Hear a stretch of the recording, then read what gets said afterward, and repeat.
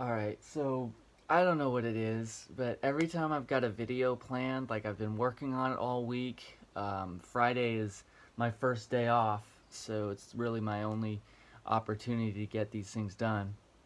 So, um, got it, and I've been spending the whole week while I'm at work and on the way back and forth from work, like thinking it through and everything, like what I want to say, what I definitely don't want to say, and I'll be researching stuff throughout the week of like I don't know examples and just all that, and then life happens and it changes my plans. Like this has been happening for ever since I started doing this. I'll have a plan and then just like nope. So I guess what I want to talk about though is I guess fulfillment at work, the thing that makes work valuable. Now, I have had a habit, a ritual, a discipline, whatever word you want to use, for years, probably close to 10 years now. Of every day, I have a journal, I have my Bible, and I go through it. And every weekday, I don't do it on Saturday or Sunday, just Monday through Friday, because need room for margin and everything. But every day I get out, and since I started the job I have now, I have a long drive. I got an hour long commute just to get to work, and so I purposefully set aside time that I get there very early, usually 30 to uh, 45 minutes, sometimes an hour early. And I'll sit there and I have my Bible and I got my journal and I take it with me every single day, and I'll just go through, I'll underline, and I'll write stuff down and I'll think it through.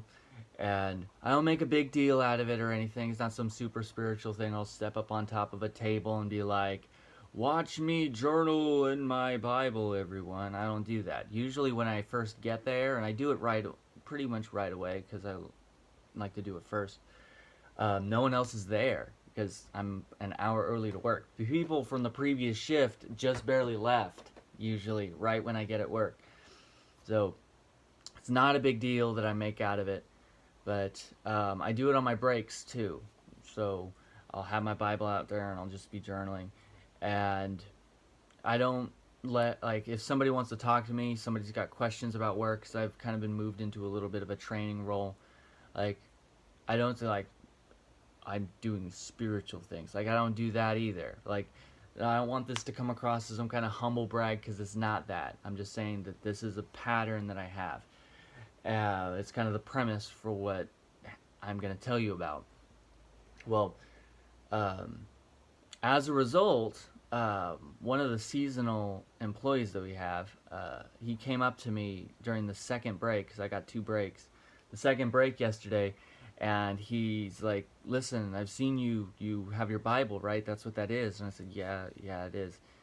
And he's like, "Listen, I don't have a Bible, and I'd really like one." And so I said, "Well, lucky for you, I keep a sidearm in the car." And so I have my Bible that I've been going through, and then I have an older one, a retired one essentially, where I've already gone through it beginning to end, cover to cover, and I have the first world problem of that now I've been through the whole thing, so I'll get a new one and I'll start over. I'll start over from the beginning or wherever, and I'll underline my way through to the very end, and then once I've done that with the one I have now, I'll retire that one. Well, so I said, sure, yeah, just catch up with me after we the bell rings essentially, and um, I'll get I'll give that to you. I'll be more than happy to.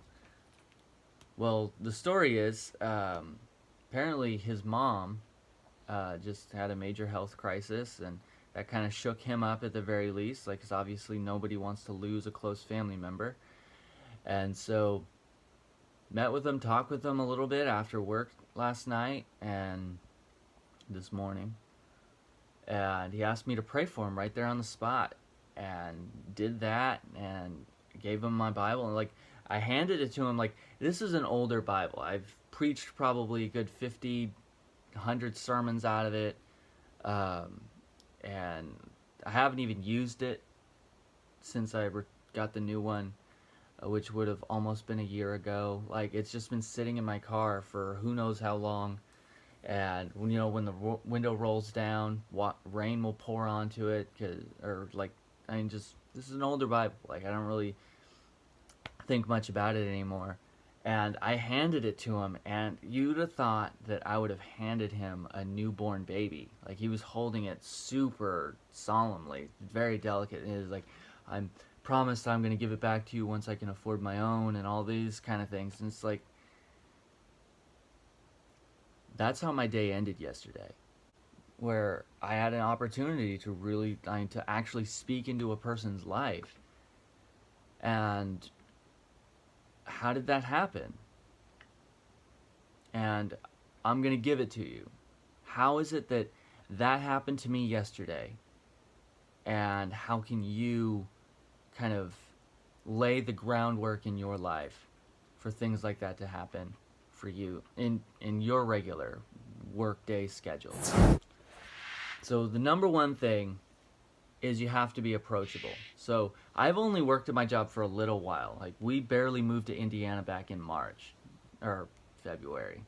So I'm brand new to this place. Like, I have not worked at the job that I have very, very long, but I guess despite the fact that I am an introvert by nature, people just naturally bring questions to me. How does this work? Can you fix my machine? Like, how does this problem, like, I had this problem, can you help me fix it? Like, all throughout my day is basically just going from call to call on people asking me about things that they've had trouble with. And now that we have seasonals coming in, preparing for the upcoming holiday season, I've been given multiple classes of handfuls of new people coming in to train how to do the job.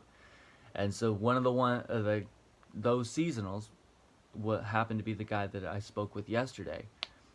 So I have an established rapport where I'm not a jerk with people at work. I don't treat them poorly.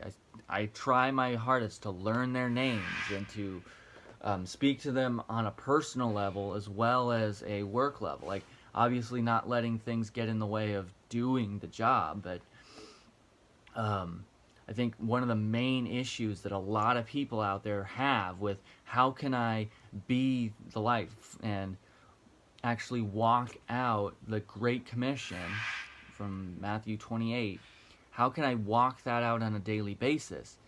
And the answer primarily is stop being a douche. Stop treating other people poorly. And not just when you're at work, I'm not just talking about the customer service voice kind of thing, but how do you treat people when you and your office go out to lunch? What kind of tip do you leave for that server? Do you ream them out over little small issues that come up with your meal? Things like that. Like, the people around you are watching your life and behavior. And they hear the little name drops when you're talking about how you go to church on Sunday and whatever. And then they watch to see if your life is going to match what you claim to believe. And if it comes out that you're just a hypocrite like all the rest of those, that you treat people like garbage, and then you pretend to be like Christ one day out of a week, they know it. Number two, I would say, is that you do need to have a pattern of spirituality in your life. That, like, I mean, I've been doing my Bible study there in front of people, like, not in a blowing my trumpets kind of way, not in a way that is like condemned in Matthew 6 and 7 kind of way, but just simply this is what I do. Like, if somebody wants to talk to me, I'm more than willing to talk to them, and set my journal aside, and we'll have conversations. Yesterday, person was talking about how he's finding giant spiders all throughout this box, or this trailer of boxes that he was supposed to unload, and that was scary. Like, and we were laughing, we were joking about that, and not a big deal. Like, just, this is the thing. We don't really live yet Like, yeah, there's those atheists out there that will trash on you, but in 10 years of ministry and easily, I guess you could say, 15 years of being kind of a serious disciple of Christ, I have not one time had anyone who professed to be secularist, pagan, atheist, or agnostic deride me for the decision to pray over a meal or to have a Bible with me or anything like that. I just haven't had it happen. I've had my Bible out. I've had people say that they don't agree with what it says. They've that they told me they think that it's archaic, that like I've had people say things about it, but never in a derisive way.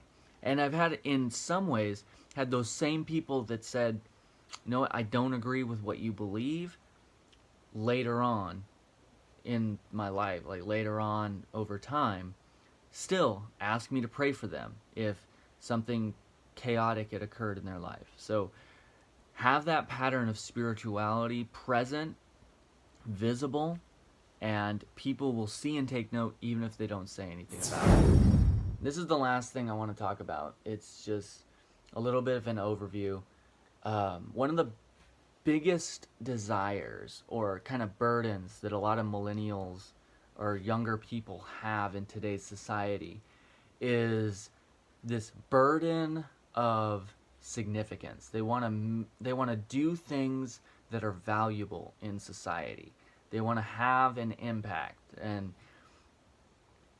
the challenge of that is, honestly, most of the work that's available out on a daily basis, it's not significant.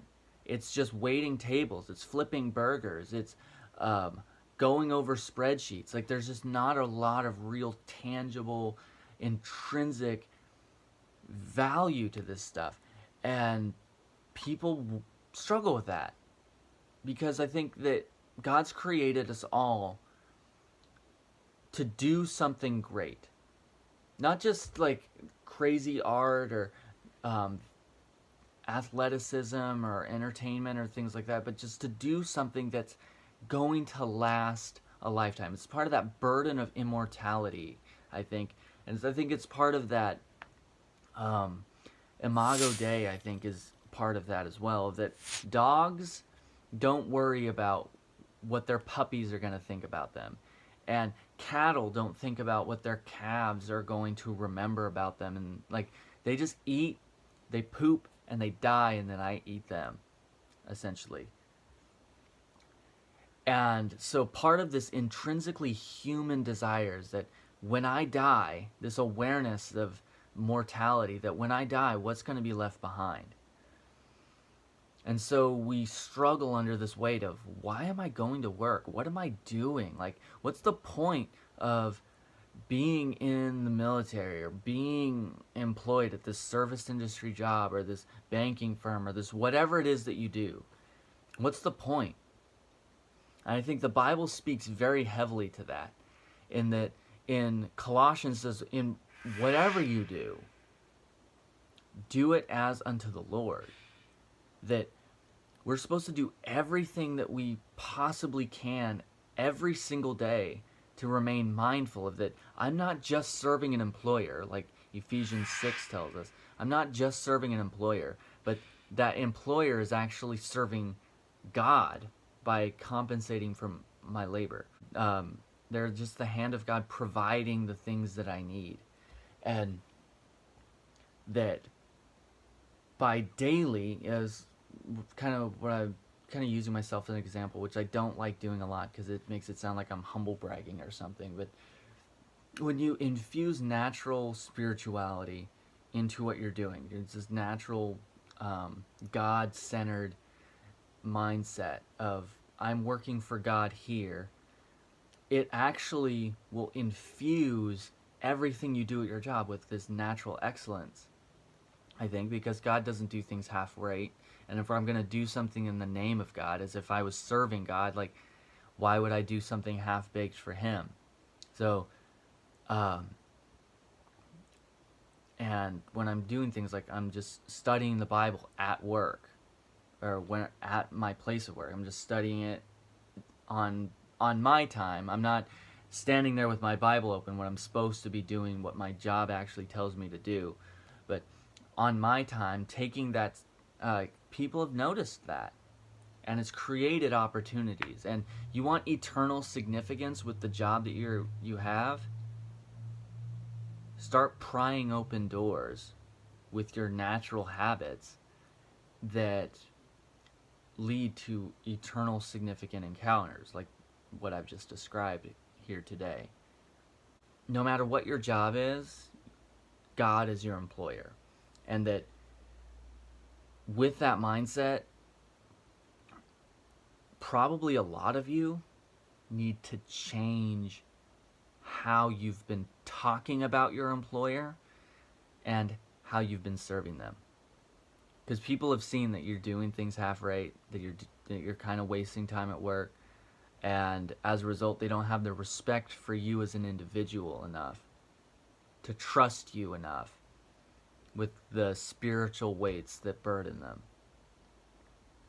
So you need to do some work to kind of replow your field, and then after that, like, start studying the Bible at work, start praying over your meals, start doing things like that, and see if just the environment doesn't change a little bit. I think I've rambled enough about that, though. If you like, subscribe, comment. If you want some more tips, comment about like how to study the Bible if you don't know that, or I can actually give you maybe some screenshots, I don't know, of the way I journal. Maybe I'll go make a video about that someday, I don't know, if you want it, and I can give pointers about things like that. What I plan to do, if you want this, what I had planned to do is I was going to talk about what kind of music we listen to in church. Highway to Hell came up again. Apparently some stupid church did this. So if you want to hear more about that, tune in next week maybe, and catch up with you then.